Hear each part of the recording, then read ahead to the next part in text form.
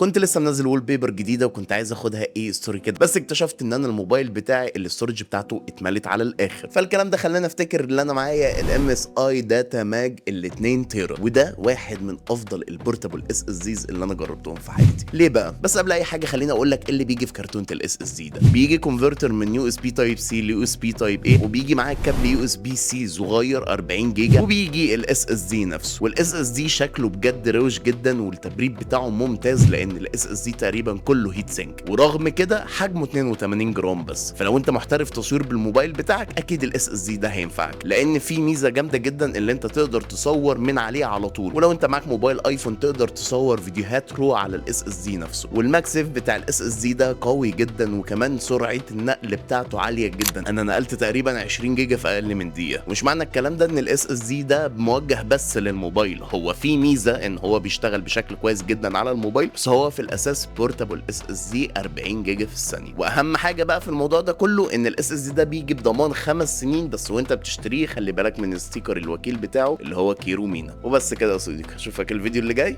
سلام.